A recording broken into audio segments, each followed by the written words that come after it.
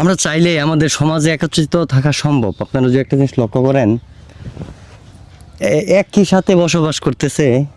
এদিকে হচ্ছে লাউ গাছ এবং এখানে হচ্ছে এই যে সিম গাছ।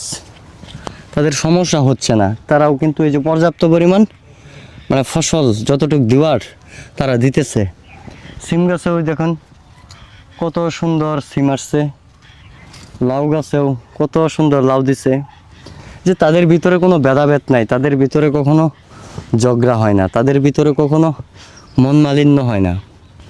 এই যে মানে তাদের ভিতরে এত মিল থাকার ফলে তারা একত্রিত বসবাস করতে পারতেছে, তাদের কখনো সমস্যা হয় না।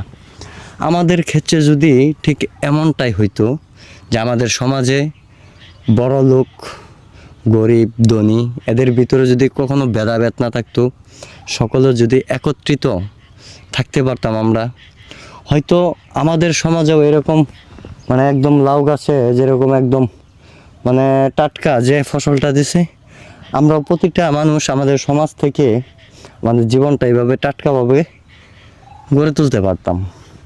হয়তো আমাদের ভিতরে অহংকার, লোভ, ক্ষমতা এই জিনিসগুলা আমাদেরকে মানুষ থেকে মানে পশুতে রূপান্তর করে ফেলছে, যেটা হচ্ছে যে একটা মানে বৃক্ষের সমান হইতে পারিনি আমরা।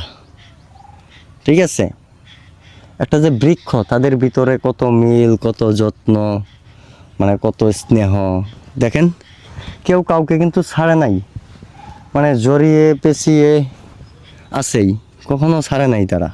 আমাদের সমাজে উচিত যারা হচ্ছে বড় লোক বা একঘেয়েমি লোক আছে কিছু, যারা কখনো মানে ভেদাভেদ সৃষ্টি করে একত্রিত হইতে চায় না, তাদের উচিত এদের যে সম্পর্কটা এটা দেখে অন্তত নিজেকে একটু মানে নিম্নে নিয়ে আসা, সাইডের মানুষের সাথে মিশা, হচ্ছে যে গরিবের সাথে মিশা, ধনীর সাথে মিশা, মূল কথায় সকলে একত্রিত ভেদাভেদ সৃষ্টি না করে বসবাস করা, তাহলেই জীবন সুন্দর। আর একটা কথা বলি, সেটা হচ্ছে যে আমরা অনেক সময় জাত ভেদাভেদ করি, হিন্দু, বৌদ্ধ, মুসলিম, খ্রিস্টান। এই যে মানে দূরত্বর জায়গাটা, এই যে একটা রিয়েক্ট করার জায়গাটা, এই জায়গাটা যদি আমরা মনে না রাখি তাহলে আমাদের জীবন আরও সুন্দর।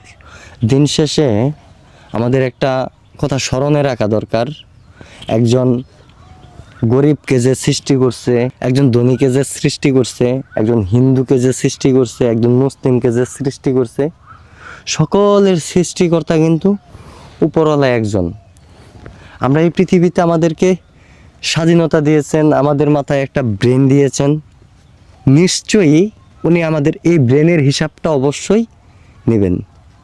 অতএব আমরা সমাজে ভেদাভেদ সৃষ্টি না করি, সকলে একত্রিত বসবাস করি, শান্তিতে থাকি, নিজেকে অন্যের সাথে জড়িয়ে ফেলি বা অন্যকে নিজের সাথে জড়িয়ে ফেলতে সাহায্য করি। এইভাবে যদি আমরা সমাজে বসবাস করতে পারি, অ্যাকচুয়ালি আমাদের সমাজটা সুন্দর, কোনো অভিযোগ থাকবো না, কোনো কিচ্ছু থাকবো না, জীবন সুন্দর।